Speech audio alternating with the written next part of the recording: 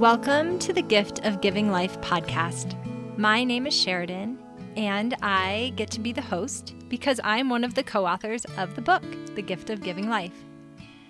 Are you curious about the spirituality of pregnancy and birth? Maybe this is a completely new idea for you. Or maybe you already have that sense that pregnancy and birth can be spiritual. Either way, we are excited to help you in this journey, which we do through the book, through this podcast, and also our online course, which right now is available for free for our newsletter subscribers.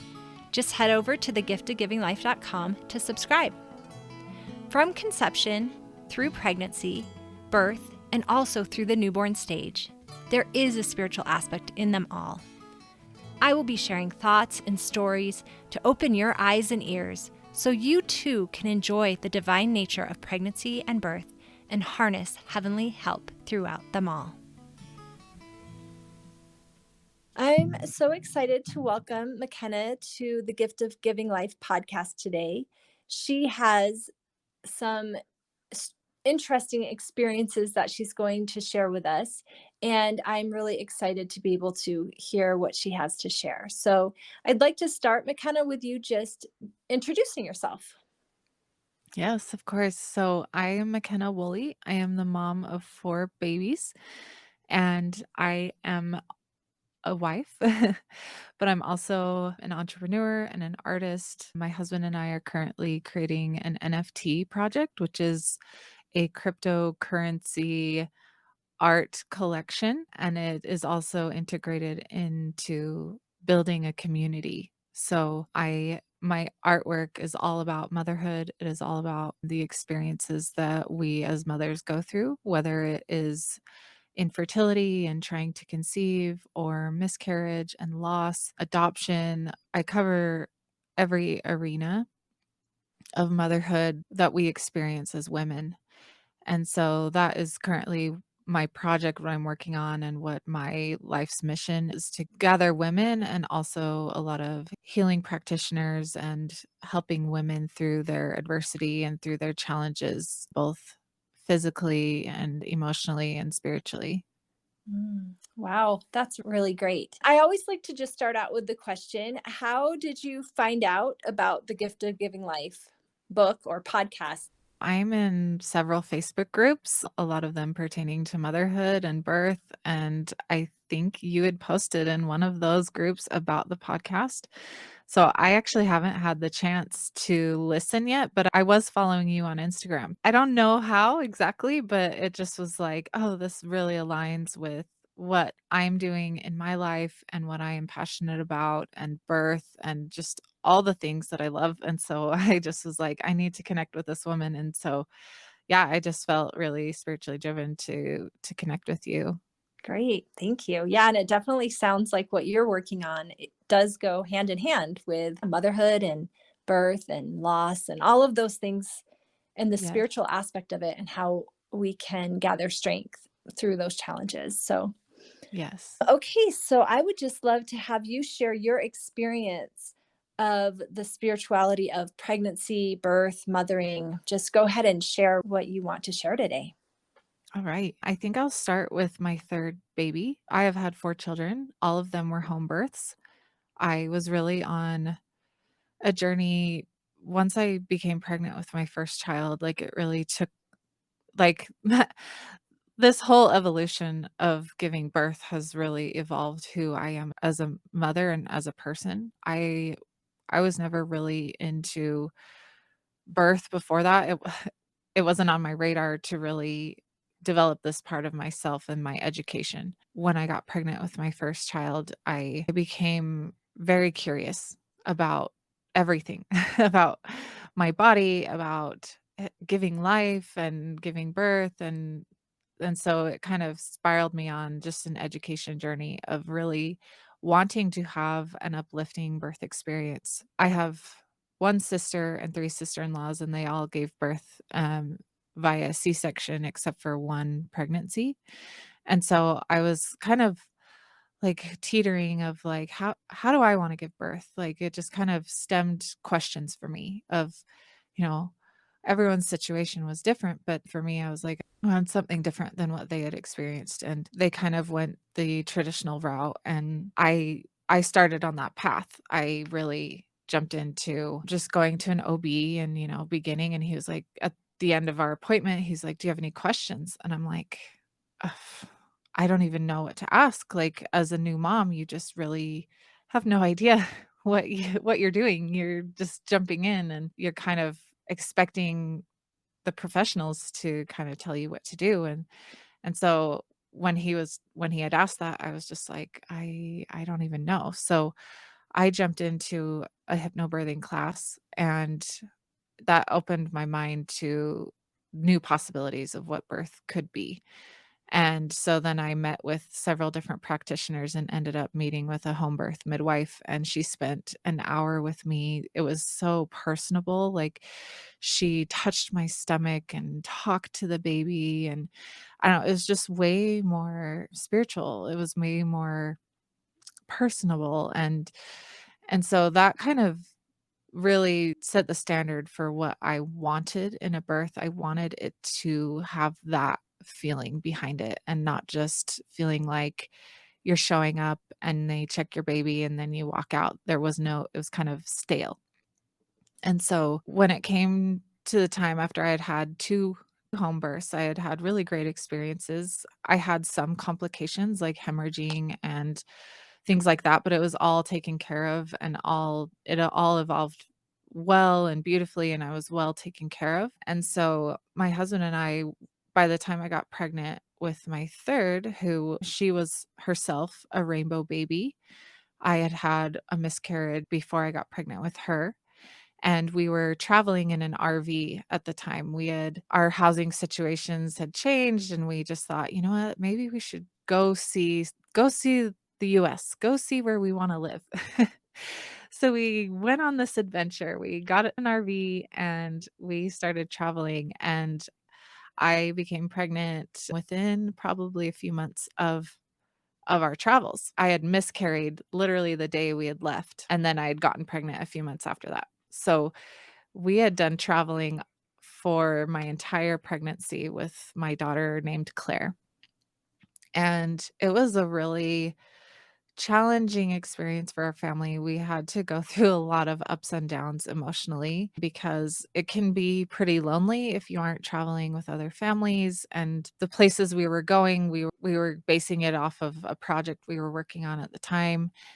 And we got pretty lonely, and financially it was very stressful, and but we still got to experience a lot. We got to see a lot of the states in the United States and see the East Coast. And by the time it was nearing the end of my pregnancy, we had kind of circled back to where we had started, which was in Florida. And we got down to Florida, and we had both kind of felt very impressed that we should give birth unassisted. And that can mean many things, but for us, it meant to not have any midwifery care there, to do it just me and my husband and my 2 older kids. And there's a lot of emotions that you run through when you are choosing to give birth that way, because, you worry about the safety of your child, of your life, of possibilities of things that could happen. So I had hemorrhaging with my first child, and then I needed stitching with my second. You have to really do your research on how you give birth when you give birth that way, and the possibilities that can happen and what you would do in that situation. And so for me, it became a really t a poignant time in my life to seek spiritual revelation and to really know how to receive answers from God. It was at the end of 2019, and, um, the prophet at the time, the president of our church, he gave a talk on spiritual gifts and to seek out spiritual gifts, and it kind of propelled me into this curiosity about learning about my own gifts and my talents and my ability to hear God. And so during this journey, I really had to get in touch with this aspect of myself and to know the way this baby should be born. I didn't have a single ultrasound because we had traveled the whole time. I had nothing to basically verify the pregnancy. And in Florida, when you go to give birth in Florida, if you are hiring a midwife, if you're past 28 weeks, you need to have approval from an OB. And I had met with no one my entire pregnancy. And by the time we were down there, I was already 38 weeks pregnant. And I knew I could go into labor anytime. And it was like this point of, are we really going to do it this way? We had family who offered to pay for a midwife because I think they had their own insecurities with how we were doing it. And it kind of set me back and made me really question, like, am I supposed to give birth this way? I met with 2 midwives, and the first midwife I met with, when she walked in, she was very kind, like, there was nothing wrong with her, but just spiritually, I felt inside me like, "Nope, I can't have her at my birth." And then I met with a second midwife, and I really loved her, and she was so kind, and she said some things to me because she had had her own birth. One of her births was unassisted. She didn't have a midwife there, but she did have other, like, a doula. And she was a midwife herself, so there was kind of care. But, she said something to me where it just gave me what I needed. She said, "Babies want to live, and they come to this earth and they are strong, like, they want to live." When she said goodbye and I said, "I'll let you know if we hire you or not," or kinda thing, and I sat with that for a couple of days and was just like, "You know what? I think that's why she came to us. I think we needed to hear that from her." Because the first midwife was kind of like, "Well, I really recommend that you have someone there." There was kind of this sensation of fear coming from her, and, like, I became very allergic to fear within my pregnancy, was like, I cannot let fear in because I know that fear can affect the outcome. And so when I had that second experience with that midwife, that just, like, washed over me, like, the comfort, that the words that we needed to hear.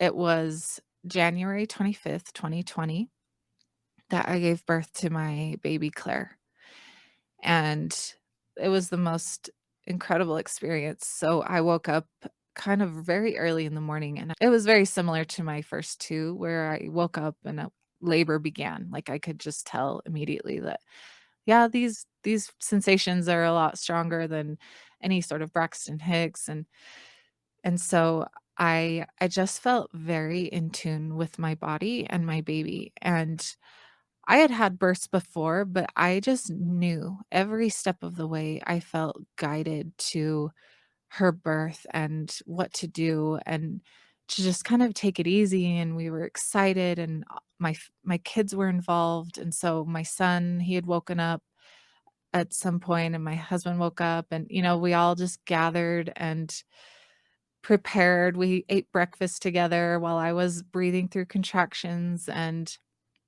I was Marco Poloing one of my good friends who's been at my second birth.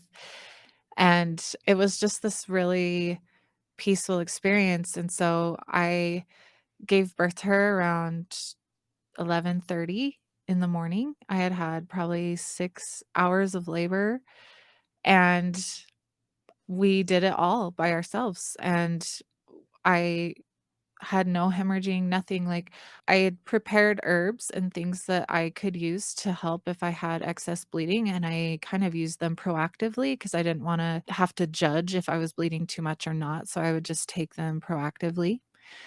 And I just knew the whole time exactly what was happening. Like, I was guiding my husband, like, "I need you to grab this, and I need you to grab that," and, like, it was all me and the baby just really being in tune with what was happening. And so my daughter Claire, she lived for 11 months of life on earth. And when she was 11 months old, we had come from Florida to visit family to see, because my grandma had passed away. And so we came to visit and then stay for Christmas, because it was around November that her funeral was, and we stayed for Christmas. So we were staying with family, and my sister-in-law had set up beds for us, and one of them was an air mattress. And she had fallen in between the air mattress and she died. And it was a very obviously traumatizing experience for my entire family. We came to bury my grandma, and in that we ended up burying my daughter. I think her whole birth and her whole life, her whole experience was a preparation for me to understand my intuition and understand how to receive answers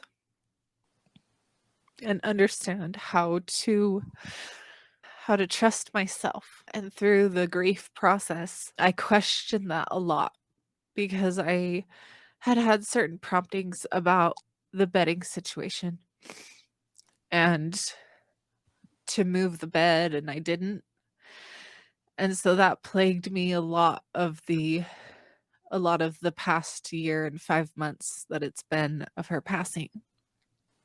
And I've had to come to an understanding through divine revelation that this was her time to go, and that those promptings I received weren't necessarily the spirit of revelation. It wasn't a revelation to teach me to change something. It was the spirit of prophecy that something was going to happen with the beds. And so exactly 1 month after her passing, I found out I was pregnant. And 9 months exactly to the day and almost to the very hour, I gave birth to Claire's baby sister, and we named her Eden. And I went through pregnancy and grief all at once. Pregnancy is tiring in and of itself, like, it's exhausting, but grief is, an added layer of exhaustion and having to rekindle that trust in myself. So I was pretty numb that entire pregnancy. Was not connected with my body.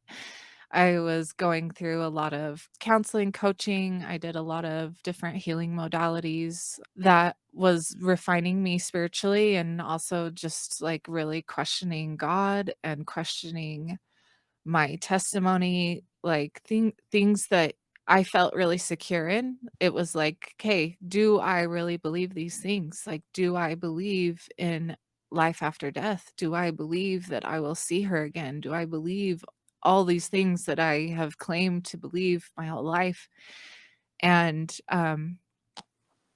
I had to kind of go through those emotional experiences of questioning to then come to the birth of my daughter, my 4th baby. And about a week before she was born, we had the RV moved from Florida. We actually never went back after my daughter Claire passed. And someone flew to Florida and picked up our RV and brought it back for us. And our RV was parked at the house that my daughter passed away in. And about a week before I had no idea how far along I really was. I had kind of 2 possible dates, and so I didn't really know when she was gonna be born. I just knew that I was, nearing the end. I was expecting her to be born kind of early October of 2021, but I didn't know. And so about a week before her actual birth, I just felt like, "You know what? We should do it in the RV." We'd kind of gone back and forth of where we should go, what we should do. We were living at my parents' house, and I just decided, no, the RV is the right place. The weather had kind of cooled down, and we were able to get enough electricity to the RV that we could make it work. And so when I had gone into labor, it was just kind of it was almost like this mystery. I did not feel as in tune as I did with Claire's. It was very different. I just was like, "Okay, like, I guess I'm in labor." I had been shopping that entire week, like, trying to prepare the RV. I was keeping really busy and really not mentally in a space of, "Oh, yeah, like, I'm preparing for birth." I was, like, trying to just stay busy because I didn't wanna give birth. It was like I was avoiding it and avoiding this whole situation of being prepared. I was just like, "I don't even know if I'm prepared because 'cause I'm so emotionally disconnected." And by the time we started the whole preparation process of going to the RV, getting my kids ready and getting their beds ready, and we had gotten to the RV and labor started to get really strong, and I was like, "Wow, like, I'm really in labor because I was kind of in denial the whole time, and I had let my husband, go to sleep. I was kind of expecting it to possibly go all night. I wasn't really sure, how long it would take, and I'd let my husband go to bed, and I was like, "Yeah, I'll lay down and go to bed too," and I laid down, and I was like, "No, that's not happening."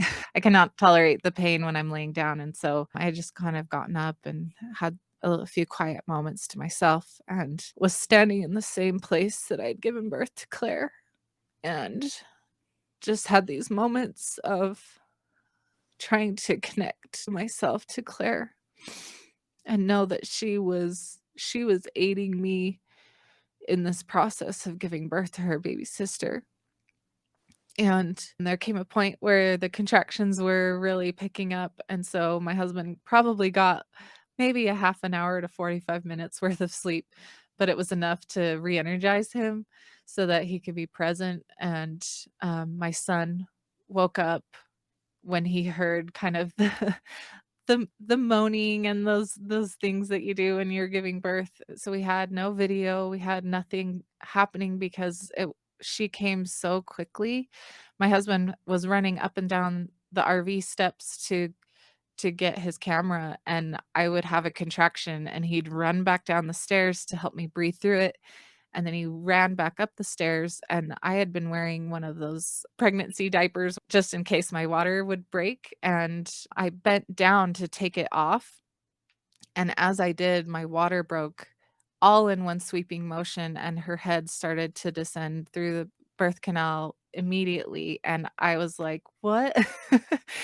And so my husband came running down the stairs and helped me breathe and was there to catch her as her head came out, and she let out a cry immediately before her shoulders were even out, and then I pushed the rest of her body out, and my husband was like, "It's a girl," and because we hadn't had any ultrasounds for this one either, and it was just miraculous, like, it was beautiful, and it just rekindled that part of myself that had questioned everything and had questioned my abilities and questioned my faith in God, and just gave me so much healing and so much love towards this new baby, and she is our gift from Claire.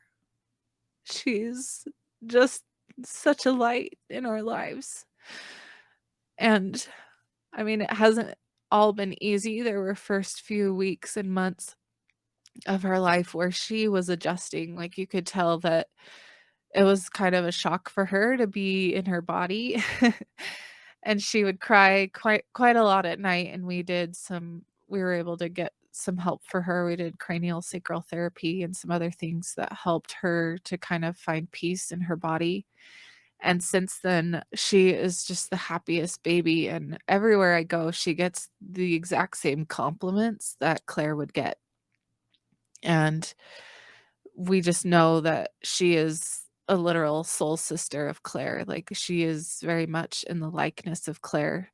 She doesn't look like Claire. They have different eye colors and different hair color, but her persona emanates Claire. And so that is my very long but summed up story of the last 2 years of my life and my spiritual journey of being a mother and going through the grief and loss process and the rainbow baby experience.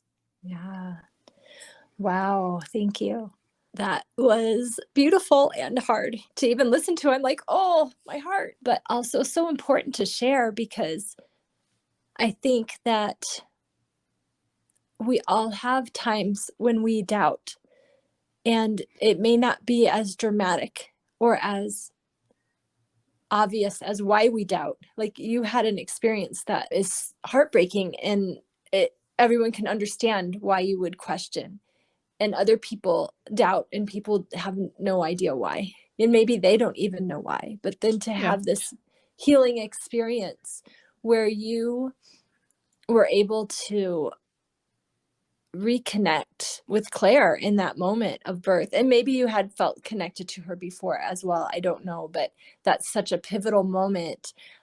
I know that at birth the veil is often so thin, and such a great opportunity to feel connected to heavenly beings, to people that we've lost, or children that may one day come, or angels of any kind. So thank you for sharing that beautiful experience with us today.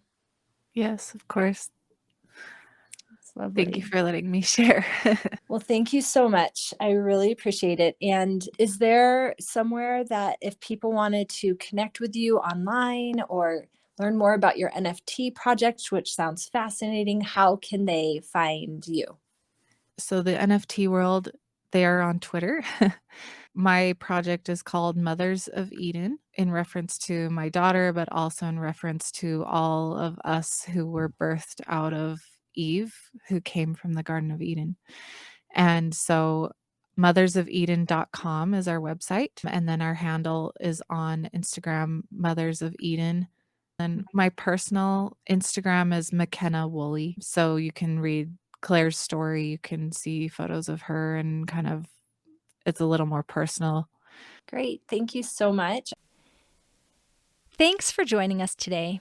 If you have an experience that you want to share about the spirituality of pregnancy or birth, please contact us. We love having guests on the podcast, or if you prefer to just write up your experience, we are happy to share it on our blog or on Instagram. And also, please share the podcast with your friends. This is how the word gets out that birth and pregnancy can be spiritual. The podcast and our book is one of the greatest ways to share that, as well as, of course, you sharing your experiences with your friends. Visit thegiftofgivinglife.com. Currently, our newsletter subscribers get free access to our online class, which is growing. And if you want more inspiration, of course, you can always buy The Gift of Giving Life on Amazon, either for yourself or it makes a great gift for any woman you know. Have a great week and know that you are loved.